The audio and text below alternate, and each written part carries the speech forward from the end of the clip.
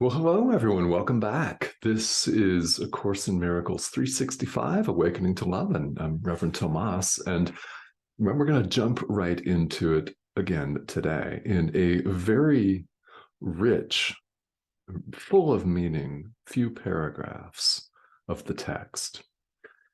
This is going to be true throughout the time that we go through the text on this video series. And if you've done this before, you'll have noted without question that it's very dense with meaning. Every single section of A Course in Miracles, every paragraph, every individual sentence contains the entire thought system. So it's all rich with meaning. With this in mind, what we're doing here is in some sections of the text, we're going a few paragraphs at a time, like we did recently with the Principles of Miracles. So we have progressed to part 3, chapter 1, part 3, Atonement and Miracles in the text. And today we're going through paragraphs 3 through 6, just 4 of them, right? Hitting the highlights. There's a lot here. And what is really, really important here is the importance of trusting our inner teacher. This course aims to have us connect with our inner teacher, to make a connection with our inner teacher and ask our inner teacher for help, for guidance. That is so, so important. And the reason it's so important is here in the world, in ego land, we run around attempting to do everything ourselves, don't we? We attempt to figure everything out and orchestrate and manipulate all phenomena and other people all on our own. And we act surprised and shocked when they do something else completely different and our plans don't friggin' work. They're not going to work when we are deluded enough to think that we can do everything ourselves. It doesn't work out that way. We're invited to trust the strength of Christ, to trust the strength of our inner teacher. We're invited to ask for guidance, to ask for help. To the extent that this proves difficult, that is the ego pushing back. You can count on that. To the extent that you find yourself saying, yeah, no, I got this. I don't need this. All right, no problem. You may find later on, perhaps in this lifetime, perhaps not, that you do need it. And because you're watching this video series, it seems to me that you've had that discussion with yourself already. So let's double down, triple down. I don't know, is that a thing? Triple down. Let's recommit today to let our inner teacher take control. Paragraph 4 here. Jesus tells us that he is the atonement, which is pretty cool. And he invites us to ask him which miracles we should perform. Ask the Holy Spirit, ask Jesus, same. Which miracles you should perform. Ask your inner teacher which miracles you should perform, and you'll be under direct communication with your teacher. You will be directed as to what to do, what to say, and to whom. I am directed to turn on the camera and microphone and address an international audience on YouTube. You may be directed to do something else. And in other circumstances, in daily life, I'm directed to do other things too. I'm directed to forgive. I'm directed to say hello to my neighbor. I like to use that as an example because it goes to show how simple this really is. Miracles don't have to be gigantic, moving mountains, healing the sick, and raising the dead. It doesn't have to be like Yoda lifting an X-Wing fighter out of the swamp to demonstrate to Luke that there is no order of difficulty in miracles. Any Star Wars fans out there? We place ourselves under the guidance of our inner teacher. And in paragraph 4, very, very cool stuff, Jesus goes on to make reference to the phrase, lead us not into temptation. Oh, yeah. If you grew up in a Judeo-Christian tradition, as I did, many of us did here, you may remember the Lord's Prayer, lead us not into temptation, famous line. Here's what Jesus means by that. Paragraph 4 here in the course. It's recognize your own errors and choose to abandon them by following my guidance. Recognize your own errors and choose to abandon them by following my guidance. Cool. What is our own error? Well, there's the one error, our imagined separation from God. From that one error seem to stem all of the illusions that plague us in the world. The illusion of an independently existing body, the illusion of having the mind being imprisoned inside this is 80% water, folks. How can skin, which is porous by definition, contain the mind? Right? Yet we content ourselves with all of this littleness and deem it to be reality. Yet in our heart, deep down, there's something inside us that says, no, no, come back. Do this instead. That voice is our inner teacher speaking to us. Now, it may not come, of course, in the form of an auditory voice in the language that we speak. It may not come that way. It may be a deep internal knowing, an intuitive hit, right? A gut feeling. Could be something that someone else says, could be something I'm saying right now.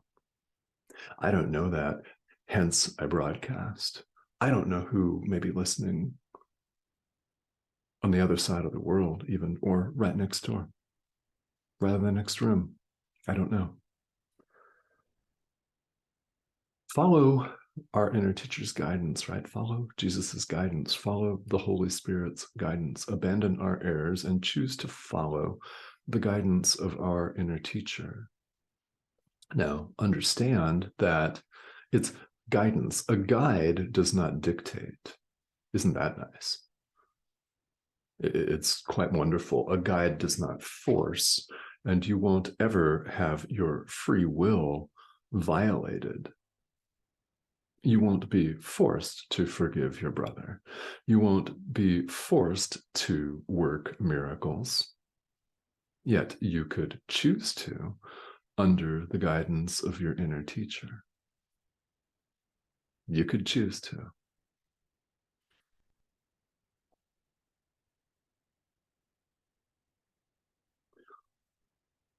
Paragraph 5 in the italicized language, which I invite you to read more than once, reminds us of our reality, which is spirit. We'll say plenty more about that on subsequent videos. In fact, we've said a lot about it in previous videos. I want to leave it right there today and move ahead to paragraph 6, which talks about the golden rule. All right. Does anybody remember that from Sunday school if you grew up in a Christian tradition? The golden rule, do unto others as you would have them do unto you.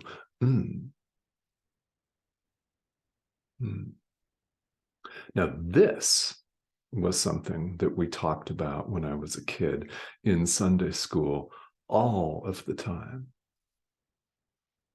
Almost every session. Now, as I've mentioned, I spent a lot of time daydreaming in those sessions. I wanted to be anywhere else. I wanted to be out taking a walk with my dog.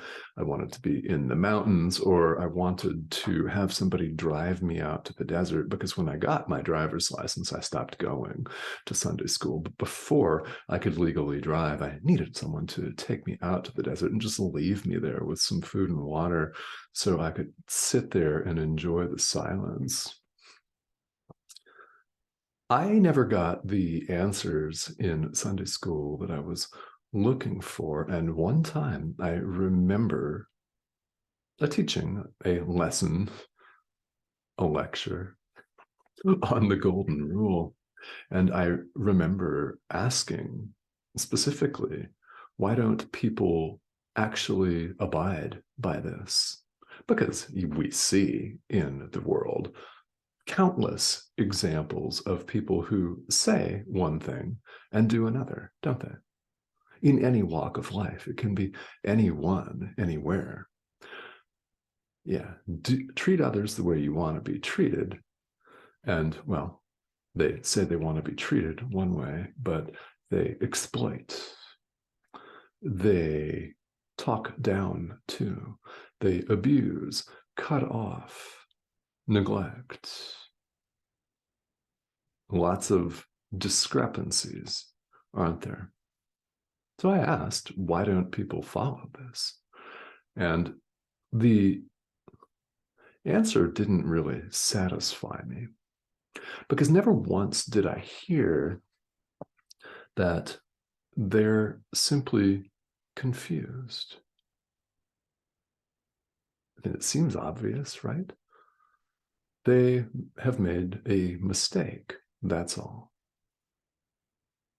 And we've simply made the mistake of believing we're separate from our source, yet ideas leave not their source.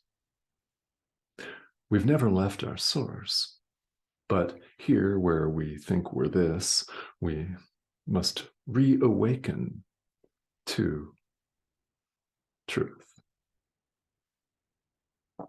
So the golden rule Jesus talks about as quite rightly an appropriate rule for behavior, isn't it?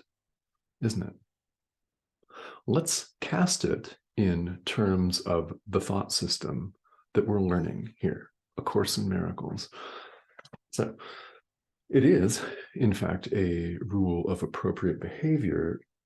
And what's true here is that we respond to what we perceive. This is important. We respond to what we perceive. So if we see ourselves as a sinner, if we see ourselves as angry and vindictive, that's what we're going to see in our brother. If we see ourselves as the Son of God, perfect, healed, and whole, guess what we see in our brother? So we're invited to look out from a place of our own holiness and perceive the holiness of others. We're invited to perceive our own holiness and look out from there to perceive the holiness of others. We're invited to forgive. Very important reminder that part of true forgiveness, as this course teaches, is a recognition, an attitude, a recognition that this is a dream.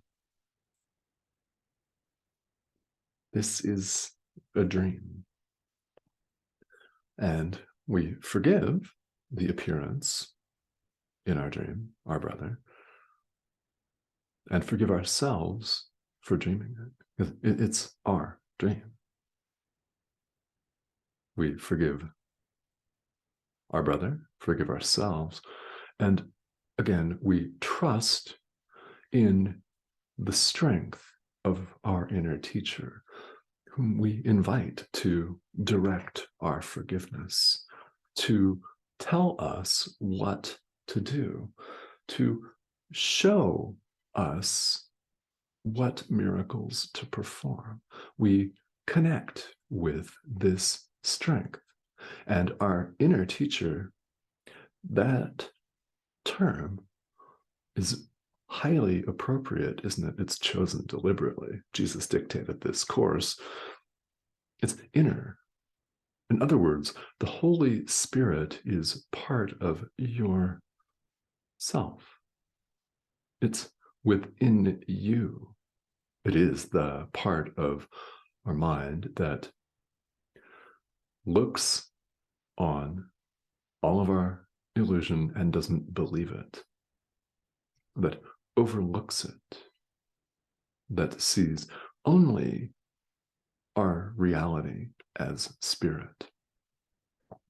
It's a part of ourselves, not something hierarchical and separate. There is no separation of any kind. It's very, very powerful stuff. And the more we practice this, the more we indeed read A Course in Miracles, the more we watch supplemental videos like this one, the more we put this into practice in our own lives, the more we experience this to be true. And that's where, as always, the action is in spirituality. Watching a video and gaining clarity on the concepts and the ideas involved is important, but what's more important is your own practice. And the more we make a habit out of forgiveness, the more we make a habit out of extending miracles to our brother, the more we realize our essential oneness and the barriers to our experience of the truth begin to disappear. Central element here, trust the strength of your inner teacher. All right. The subscription button is right down here in the corner. That's the little red arrow. And thank you all for tuning in, for all of your comments and wonderful comments and questions as well. I welcome them, and thank you all, as always, for tuning in, but especially for your own commitment and dedication to your practice. All right. I will see you very soon.